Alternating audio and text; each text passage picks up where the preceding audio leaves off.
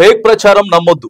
దేశంలో ఆయిల్ కొరత అంటూ తప్పుడు ప్రచారం, ఏటీఎంలు మూసేస్తారని చెప్పి అబద్ధపు వార్తలు, ఫ్యాక్ట్ చెక్ తో ఎప్పటికప్పుడు పిఐబి క్లారిటీ. ఓ పక్క అరే దేశం సైన్యం పోరాడుతా ఉన్నది, మద్దతు తెలపాల్సింది పోయి ఓ బ్యాచ్ ఏం చేస్తుందనంటే ఫేక్ న్యూస్ స్ప్రెడ్ చేస్తా ఉన్నారు. అనవసరమైనటువంటి ఫేక్ న్యూస్, ప్రజల్ని భయపెట్టేదానికి.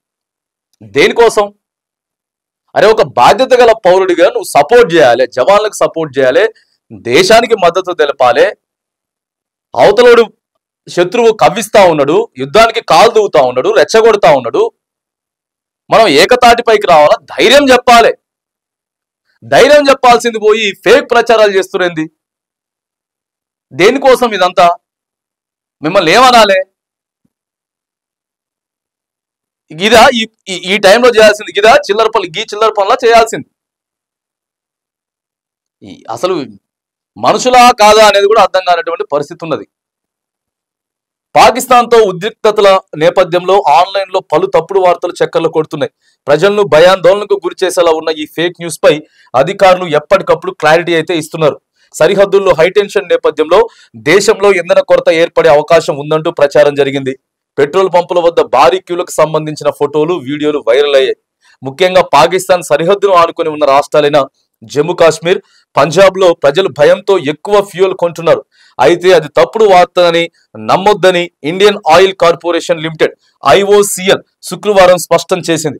మన దేశంలో పెట్రోల్, డీజిల్, వంట గ్యాస్, ఎల్పిజి నిల్వలు సమృద్ధిగా ఉన్నాయని చెప్పేసి కూడా వెల్లడిస్తా ఉంది. ఓ పక్క అట్లా జరుగుతా ఉంటే వీళ్ళు చూడండి, మన దగ్గర పెట్రోల్ బంక్ జనాలు లాగం చేసేయడానికి పంజాబ్ తర్వాత జమ్మూ కాశ్మీర్లలో ఎక్కడెక్కడైతే గతంలో ఏదైనా ఒక పెట్రోల్ బంకు ఒక రోజు 2 రోజులు బంద్ అవుతా ఉంది అనుకున్న సందర్భంలో మనం, లేకపోతే కరోనా టైంలో ఒకేసారి బంకుల దగ్గరికి వెళ్ళి కొట్టించుకుంటాం కదా, ఆ వీడియోలు అన్ని ఫేక్ ఇప్పుడు ప్రచారం చేయడం ఇప్పుడు జరుగుతుందని చెప్పి, ఏటీఎంలు బంద్ అయిపోయినాయని చెప్పి ప్రచారం చేయడం, రేట్లు పెరుగుతున్నాయని చెప్పి ప్రచారాలు చేయడం. దేనికి ఇదంతా?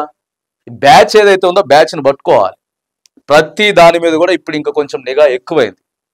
ఎప్పుడైతే యుద్ధ పరిస్థితులు అంత గందరగోళం అయిపోతున్నదో అప్పుడు ఉన్నది. బాధ్యత గల చదువుకున్నోడే చేస్తాడు ఇవన్నీ.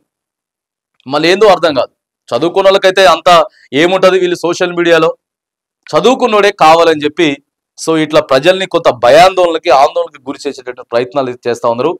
పట్టుకోవాలి, ఇలాంటి వాళ్ళని పట్టుకొని గట్టిగా చేస్తే తప్ప రాదు. వీళ్ళకి ఇన్ని ప్రచారం చేయాలి. ఎవరినైతే పట్టుకొచ్చి చేసినాడో వానికి ఒకసారి ఒక కోటింగ్ ఇచ్చి, అది ఇట్లా తప్పుడు ప్రచారం చేస్తే కోటింగ్ ఎట్లుంటది అని అంటే అప్పుడు దేశం మొత్తం సర్క్యులేట్ అవుతుంది ఆ న్యూస్. అప్పుడు కొత్త మూసుకొని ఉంటారు.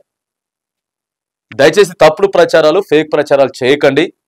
సైన్యానికి మద్దతుగా మనమంతా ఒకే తాటిపైకి, కులానికి, మతానికి, ప్రాంతానికి, రాజకీయ పార్టీలకు అన్నిటి కూడా మనం ఏకతాటిపైకి వచ్చి ఇలా నిలబడాల్సినటువంటి సందర్భం. అంతేగాని మన భారత ప్రజల్ని మనమే ఆగమాగం చేసి ఆందోళన చేస్తాం, తప్పుదోవ పట్టిస్తామంటే సో అది సహించేది కాదు. కాబట్టి ఇప్పటికైనా సరే ఫేక్ ప్రచారం చేసేటటువంటి ఫేక్ బ్యాచ్ ఏదైతే ఉందో ఇప్పటికైనా జర కళ్ళు తెరిచి జ్ఞానంలోకి రండి. అజ్ఞానం నుంచి జ్ఞానంలోకి వచ్చి జర తెలుసుకునేటటువంటి ప్రయత్నం చేయండి.